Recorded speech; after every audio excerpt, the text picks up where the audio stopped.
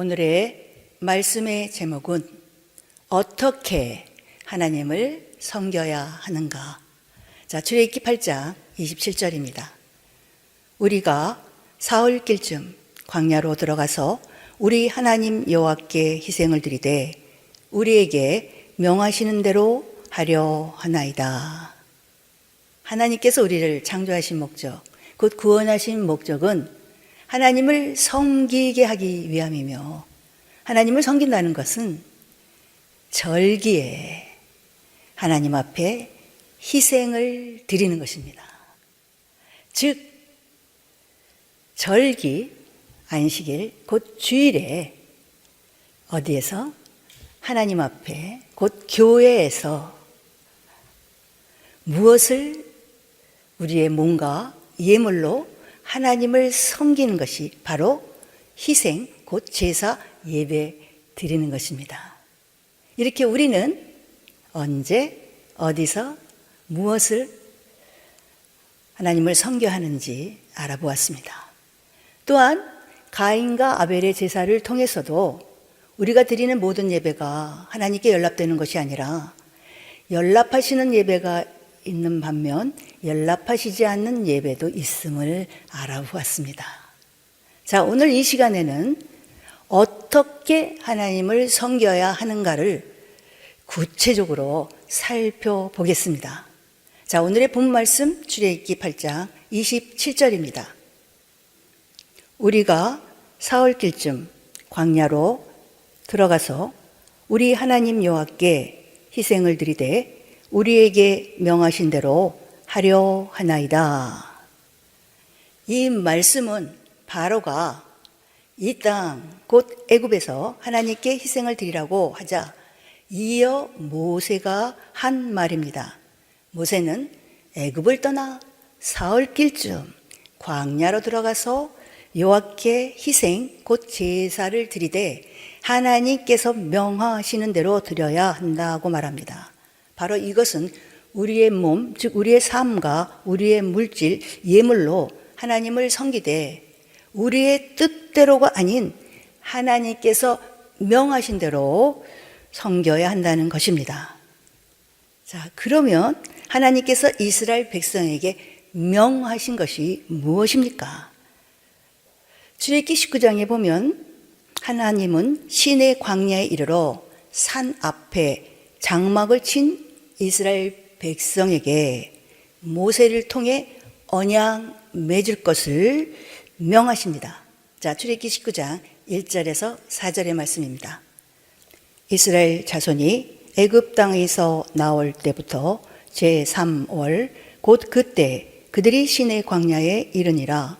그들이 르비딤을 떠나 시내 광야에 이르러 그 광야에 장막을 치되 산 앞에 장막을 치니라. 모세가 하나님 앞에 올라가니 여호와께서 산에서 그를 불러 가라사대 너는 이같이 야곱 족속에게 이르고 이스라엘 자손에게 고하라. 나의 애굽 사람에게 어떻게 행하였음가? 내가 어떻게 독수리 날개로 너희를 업어 내게로 인도하였음을 너희가 보았느니라. 여기서 4절에 나의 애굽 사람에게 어떻게 행하였음가?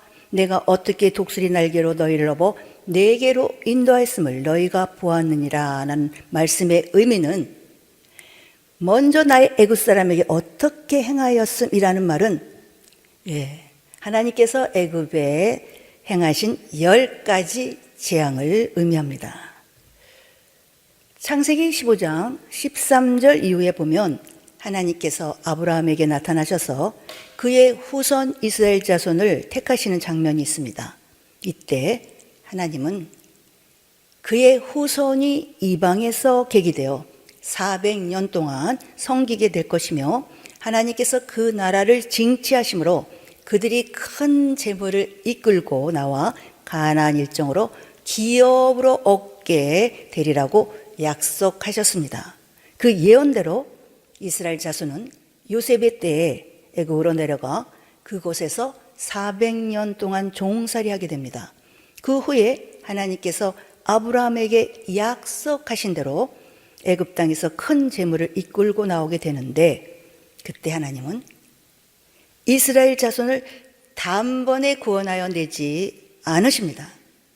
하나님은 바로의 마음을 강팍케 하사 애굽에 10가지 재앙을 내리시고 마지막 장자 죽음의 재앙 후에 마침내 그들을 애굽에서 인도하여 내십니다. 하나님은 전지전능한 분이십니다. 그러므로 바로에게 나타나셔서 이스라엘 자손을 단번에 내어주게 하실 수도 있었습니다. 하지만 하나님은 그렇게 하지 않으시고 도리어 바로의 마음을 강팍케 하셔서 애굽에 10가지 재앙을 내리셨습니다. 그러면 하나님께서 이처럼 하신 이유가 무엇이겠습니까? 자, 신명기 4장 34절에서 35절입니다. 어떤 신이 와서 시험과 이적과 기사와 전쟁과 강한 손과 편팔과 크게 두려운 일로 한 민족을 다른 민족에게서 인도하여 낸 일이 있느냐? 이는 다 너희 하나님 여호와께서 애굽에서 너희를 위하여 너희의 목전에서 행하신 일이라. 이것을 네게 나타나심은 여호와는 하나님이시요 그 외에는 다른 신이 없음을 네게 알게 하려 하심이니라.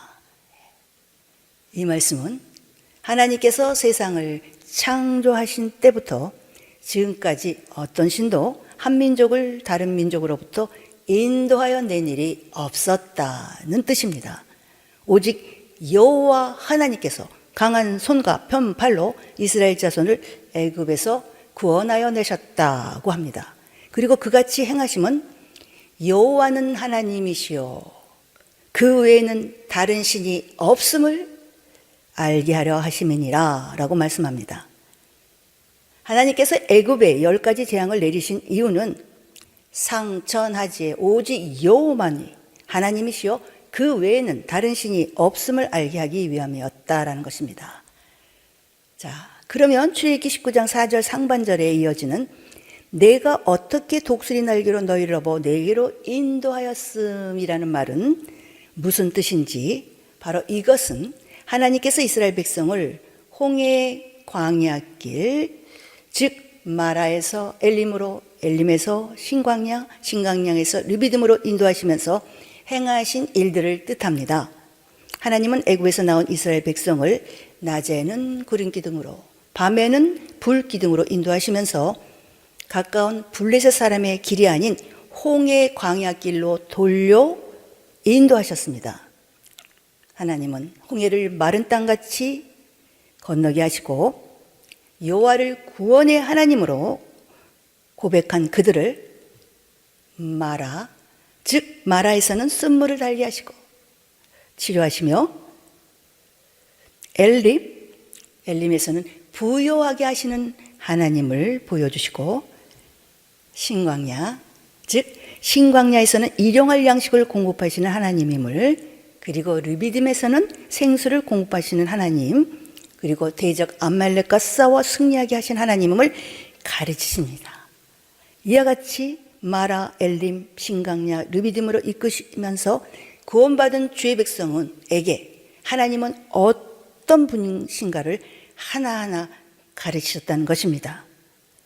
마라에서는 쓴물을 달게 하시고 치료하신 하나님임을, 엘림에서는 부요하게 하시는 하나님임을, 신광야에서는 일용할 양식을 공급하시는 하나님임을, 르비딤에서는 생수를 공급하신 하나님, 대적 아말렉과 싸워 승리하게 하신 하나님을 가르치셨습니다. 이것이 바로 출애굽기 15장 22절에서 출애굽기 17장까지의 내용입니다. 그렇다면 하나님께서 지난 일들을 그들에게 이렇게 상기시키신 이유가 무엇일까요? 바로 이것은 다름 아닌 그들에게 언약을 명하시기 위함이었습니다. 자, 하나님은 출애굽기 19장 4절에 이어 이렇게 말씀하십니다. 자, 출애굽기 19장 5절에서 6절입니다. 세계가 다 내게 속하였나니 너희가 내 말을 잘 듣고 내 언약을 지키면 너희는 열국 중에서 내 소유가 되겠고 너희가 내게 대하여 제사장 나라가 되며 거룩한 백성이 되리라. 너는 이 말을 이스라엘 자손에게 고할지니라. 세계가 다 내게 속하였나니. 하나님이 애굽에서 행하신 10가지 재앙이나 홍해 광야 길에서 행하신 여러 가지 이적을 통해 알 수 있듯이 세계가 모두 여호와 하나님께 속하였다는 것입니다. 그러므로 하나님의 말씀을 잘 듣고 그 언약을 지키면 열국 중에서 하나님의 소유가 되겠고 하나님께 대하여 제사장 나라가 되며 거룩한 백성이 될 것이라고 약속하십니다. 이에 이스라엘 백성의 반응입니다. 자, 이어지는 출애굽기 19장 8절, 백성이 일제히 응답하여 가로되 여호와의 명하신 대로 우리가 다 행하리이다. 모세가 백성의 말로 여호와께 회보하매 백성들은 일제히 여호와께서 명하신 대로 다 행하리이다 라고 응답합니다.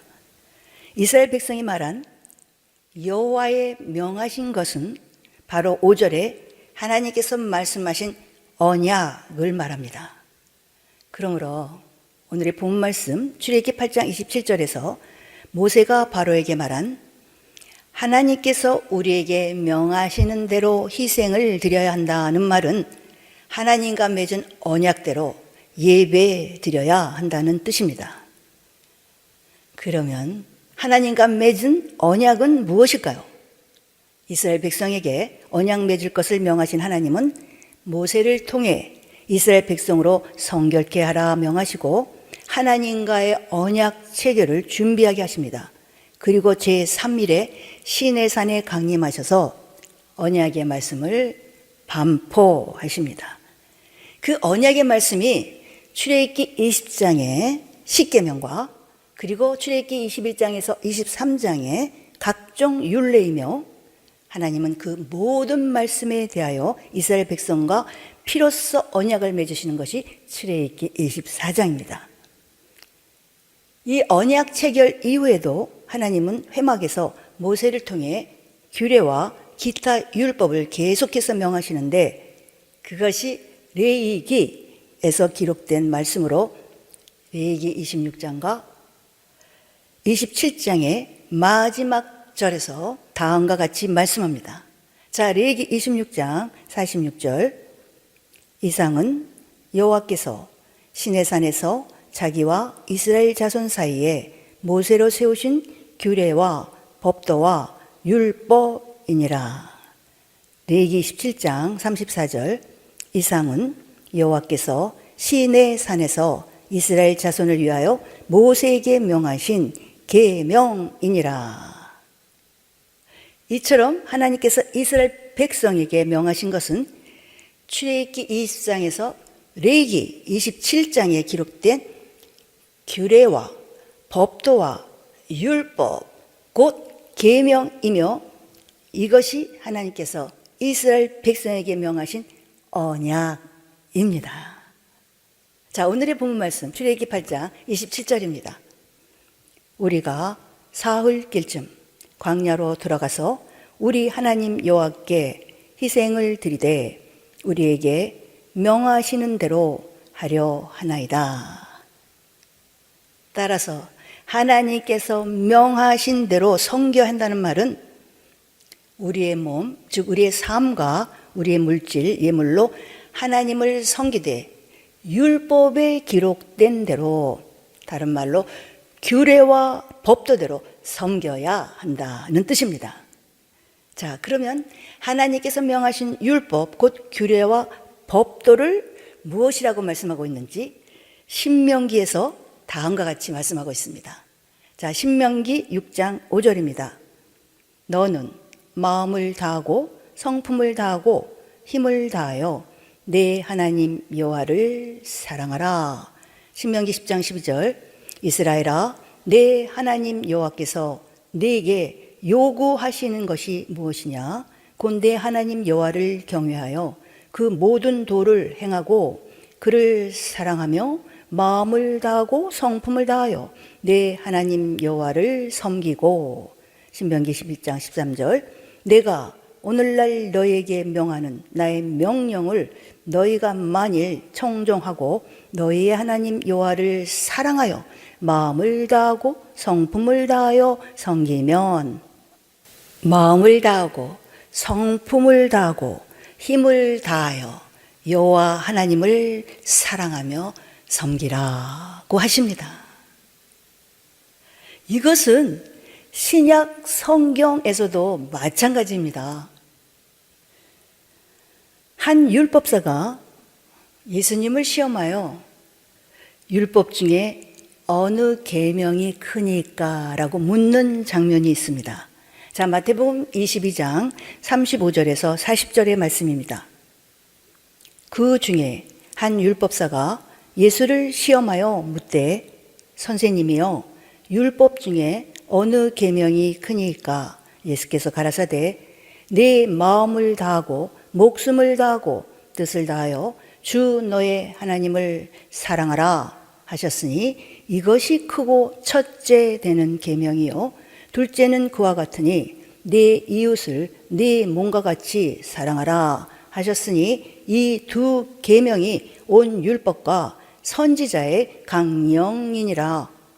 율법사의 물음에 예수님은 마음을 다하고 목숨을 다하고 뜻을 다하여 여호와 하나님을 사랑하는 것이 첫째 계명이요 그같이 우리의 이웃을 우리 몸과 같이 사랑하는 것이 둘째 계명이라고 하십니다.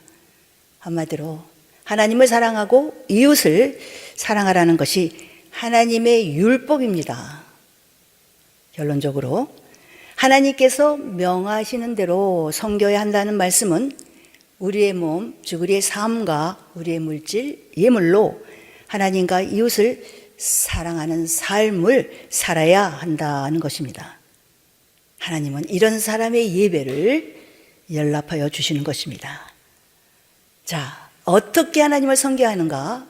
구약이죠. 자, 출애굽기 8장 27절입니다. 우리가 사흘길쯤 광야로 들어가서 우리 하나님 여호와께 희생을 드리되 우리에게 명하시는 대로 하려 하나이다. 구약 시대는 하나님께 희생을 드리되 우리에게 명하시는 대로 드리라고 하셨습니다. 자, 그러면 신약 시대 오늘날 우리들은 어떻게 예배하라고 말씀하실까요? 자, 요한복음 4장 23절에서 24절입니다. 아버지께 참으로 예배하는 자들은 신령과 진정으로 예배할 때가 오나니 곧 이 때라. 아버지께서는 이렇게 자기에게 예배하는 자들을 찾으시느니라. 하나님은 영이시니 예배하는 자가 신령과 진정으로 예배할지니라. 예수님은 이때 곧 신약 시대를 가리켜 신령과 진정으로 예배할 때라고 말씀하시며 하나님은 신령과 진정으로 예배하는 자를 찾으신다고 하셨습니다.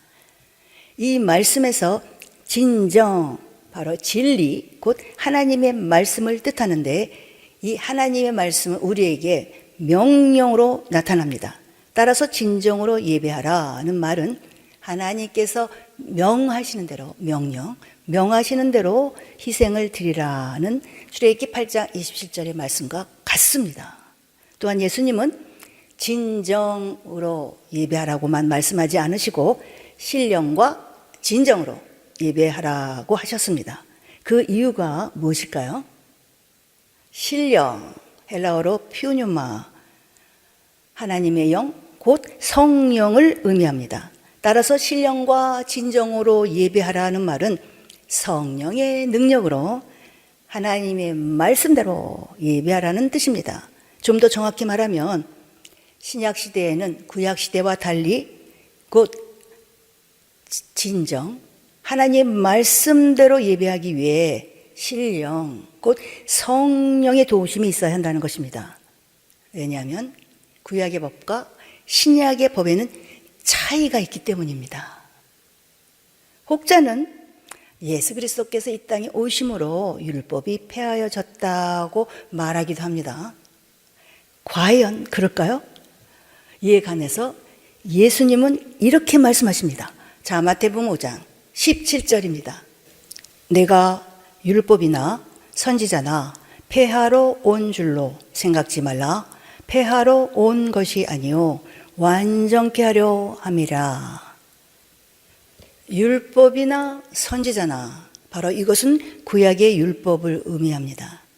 이 율법을 예수님이 폐하러 온 것이 아니고 완전케 하러 오셨다라고 말씀하고 있습니다.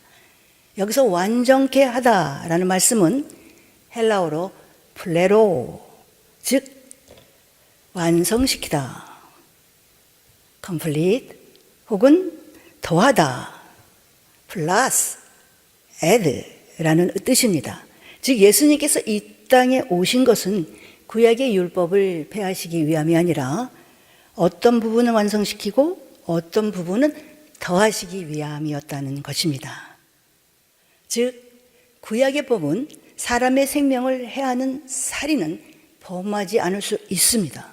그러나 예수님께서 완전케 하신 법을 따라 형제에게 원망 들을 만한 일을 하지 않거나 형제를 미워하지 않는 것은 어렵습니다. 그리고 구약의 법을 따라 육체적인 간음은 하지 않을 수 있습니다. 그러나 예수님께서 완전케 하신 신약의 법을 따라 마음의 음욕을 품지 않고 눈으로나 손으로나 간음하지 않는 것은 어렵습니다. 그 외에 이혼하지 말라, 헛맹세하지 말라는 등 다른 계명들도 모세의 율법보다 예수님께서 완전케 하신 신약의 법을 따라 지키는 것이 훨씬 어렵습니다. 왜냐하면 구약의 법은 대체적으로 겉으로 드러나는 행위만을 요구하지만 신약의 법은 행위뿐만 아니라 속마음까지도 요구하기 때문입니다. 그래서 구약의 법은 우리의 힘과 의지만으로도 온전히 지킬 수 있지만 신약의 법은 그렇지 않습니다. 이것은 물질의 계명에서도 마찬가지입니다. 정하여진 예물을 하나님께 드리는 것보다 하늘의 보물을 쌓아두는 것, 즉 먼저 그의 나라와 그의 의를 구하는 것이 훨씬 어렵습니다. 그러면 이 예수님께서 완전케 하신 신약의 법은 우리가 어떻게 지킬 수 있을까요? 예수님은 제자들에게 완전케 된 신약의 법을 가르치신 후 다음과 같이 말씀하십니다. 자, 마태복음 7장 7절에서 11절입니다. 구하라, 그러면 너에게 주실 것이요. 찾으라, 그러면 찾을 것이요. 문을 두드리라, 그러면 너에게 열릴 것이니 구하는 이마다 얻을 것이요. 찾는 이가 찾을 것이요. 두드리는 이에게 열릴 것이니라. 너희 중에 누가 아들이 떡을 달라 하면 돌을 주며 생선을 달라 하면 뱀을 줄 사람이 있겠느냐. 너희가 악한 자라도 좋은 것으로 자식에게 줄 알거든 하물며 하늘에 계신 너희 아버지께서 구하는 자에게 좋은 것으로 주시지 않겠느냐. 아들이 떡을 달라고 하는데 돌을 주며 생선을 달라고 하는데 뱀을 줄 부모가 어디 있겠느냐. 이처럼 악한 자라도 자식에게는 좋은 것을 주고 싶어 하는 것이 인지상정인데 하물며 하늘에 계신 우리 아버지께서 구하는 자에게 좋은 것으로 주시지 않겠습니까? 반드시 좋은 것으로 주신다는 것입니다. 이 말씀은 누가복음 11장 9절에서 13절에도 동일하게 나옵니다.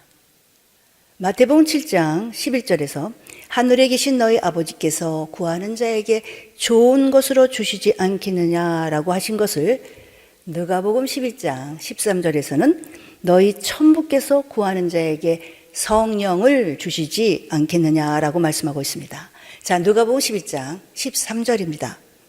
너희가 악할지라도 좋은 것을 자식에게 줄 알거든 하물며 너희 천부께서 구하는 자에게 성령을 주시지 않겠느냐 하시니라.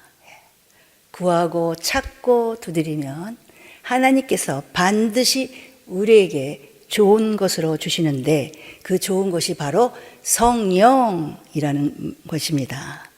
따라서 마태복음 7장 7절에서 11절 말씀은 우리가 하나님께 구하고 찾고 두드리면 하나님께서 성령을 주시고 우리로 성령 충만하게 하셔서 예수님께서 완전케 하신 신약의 법을 지킬 수 있게 하신다는 것입니다.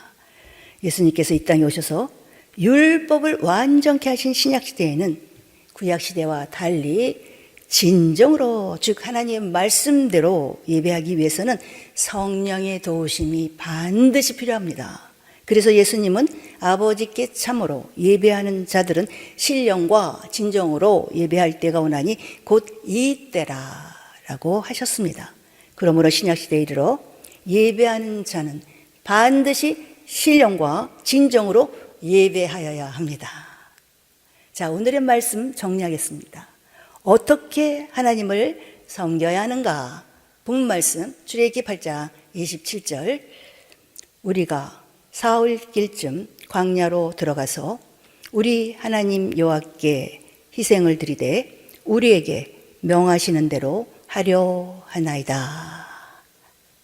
우리 하나님 여호와께 희생을 드리되 우리에게 명하시는 대로 하려 하나이다.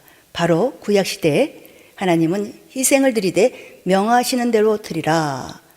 하나님의 명령, 하나님의 명하시는 대로 즉 우리의 몸, 우리의 삶과 우리의 물질, 예물로 하나님을 섬기되 율법에 기록된 대로 하나님과 이웃을 사랑하는 삶을 살아야 한다는 것입니다.